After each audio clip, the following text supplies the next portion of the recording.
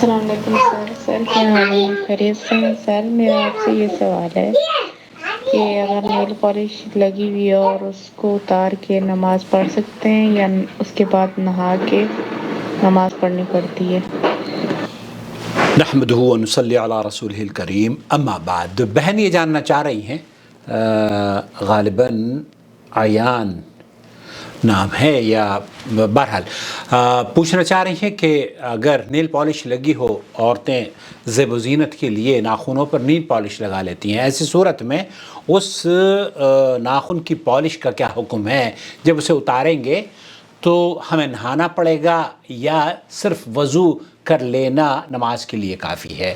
سماحت الشیخ عبدالعزیز بن باز مفتی مملکت سعودی عرب سے یہی سوال پوچھا جا رہا ہے. ایک بہن پوچھ رہی ہیں، ان کا سوال اور جواب آپ کی خدمت میں پیش کرتا ہوں، اس امید پر کہ بہنیں جو میری ویڈیوز دیکھ رہی ہیں وہ اس چینل کو سبسکرائب ضرور کریں گی اور اس ویڈیو کو دیکھنے کے بعد دوسروں کے ساتھ شیئر بھی کریں گی. تسأل أختنا وتقول بالنسبة لطلاء الأظافر سمعت أن المرأة إذا وضعته على أظافرها وهي طاهر جاز لها أن تصلي وإن انتقض الوضوء بعد ذلك فنريد الجواب الصحيح بارك الله فيكم.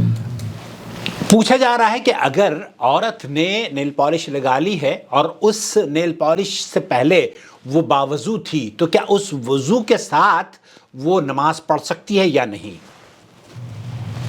إذا كان الموضوع على الأظافر لا جسم له لا جسم له لا جسم لہ، اگر وہ نیل پالش جو آپ نے اپنے ناخنوں پر لگائی ہے اس کی کوئی باڈی نہیں ہے، اس کا کوئی جسم نہیں ہے، اس کے اوپر جو لیئر سے جم جاتی ہے نا، اگر وہ نہیں ہے فلا یضر، تو پھر اس کا جسم پر لگے رہنے سے آپ کو، آپ کی طہارت کو، آپ کی وضو پر کوئی اثر انداز نہیں ہوتا.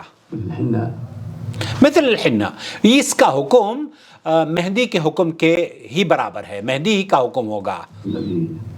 لا جسم له الذی لا جسم لها، کیونکہ مہندی جب ناخن پہ لگ جاتی ہے یا بالوں پر لگ جاتی ہے تو اس کا کوئی جسم نہیں ہوتا، وہ صرف کلر چھوڑتی ہے.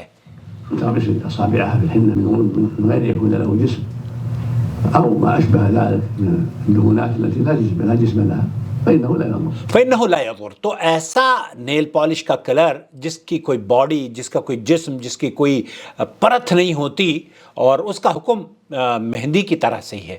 آج کل تو سنا ہے کہ مہندی بھی پرت والی آ رہی ہے، تو یہ غور سے سن لیجئے. إذا توضأت ثم انتقضت الطهارة وأعادت الوضوء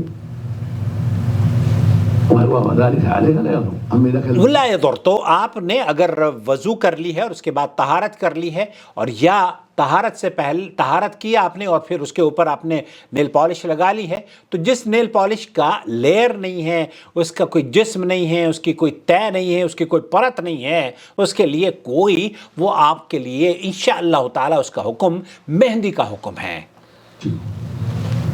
كالذي يسمونها مناكير أو غير ذلك ما يكون الجسم على الظهور هذا لابد من إزالته. هذا لابد من ازالہ، وہ نیل پالش مناکیر جس کو کہتے ہیں نا، وہ نیل پالش جو عورتیں لگاتی ہیں، اس کا ازالہ بے حد ضروری ہے. اگر اس کا ازالہ نہیں ہوا، اس کو نہیں اتارا گیا، تو پھر وہ نماز آپ کی وضو نہیں ہوگی. إذا أرادت الوضوء تزيلها. اذا ارادت الوضوء تزیلها، تو شیخ فرما رہے ہیں کہ پھر آپ کو وضوء تزیلہ عن اظفارها، تو یہ پھر جو نیل پالش ہے اس کو آپ ہٹانا ہوگا. لأنه يمنع وصول الماء إلى لأنه يمنع وصول الماء، تو یہ جو لیئر بن جاتی ہے نا ناخن کی پالش پہ، وہ آپ کے جسم تک پانی پہنچنے میں اڑچن پیدا کرتی ہے اور وہ پانی نہیں پہنچنے دیتی. فلا بد من إزالته. فلا بد من ازالتها، تو اس کے لیے آپ کو بے حد ضروری ہے، یہ آپ پر واجب ہے، کیونکہ نماز واجب ہے، وضو نماز کے لیے واجب ہے، تو وضو اس طریقے سے کیجئے جو کہ آپ کی صحیح وضو ہو جائے.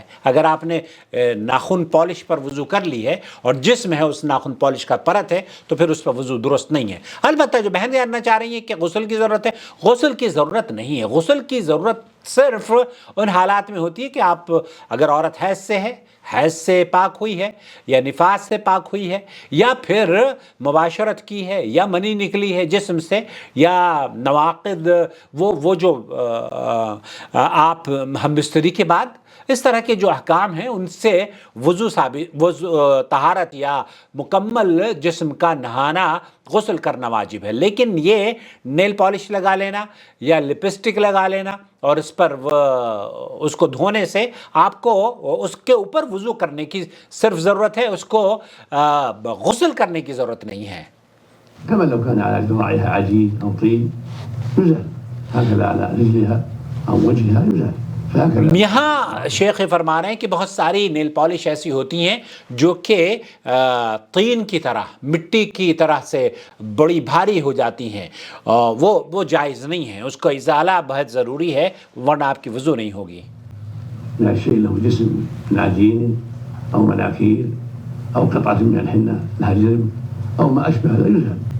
أما مجرد صبغ الحنة فيه. اگر آپ نے اپنے جسم پر کوئی مہندی کا رنگ لگایا ہے، مہندی لگائی ہے، چاہے نیل پالش کے ناخنوں پر لگائی ہے، تو اس کی نیل پالش کا حکم نہیں ہوگا بلکہ اس کا مہندی کا حکم ہوگا. اور مہندی سے آپ بغیر اس کو ہٹائے اس کے اوپر وضو کر سکتی ہیں.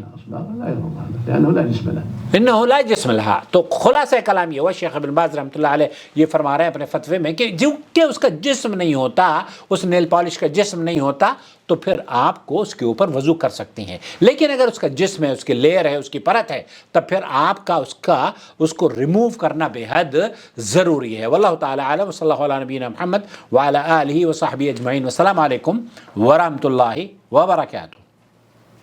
وما أرسلنا من قبلك إلا رجالا نوحي إليهم فاسألوا أهل الذكر إن كنتم لا تعلمون. بالبينات والزبر وأنزلنا إليك الذكر لتبين للناس ما نزل إليهم ولعلهم يتفكرون. أفأمن الذين مكروا السيئات أن يخسف الله بهم الأرض أو يأتيهم العذاب من حيث لا يشعرون.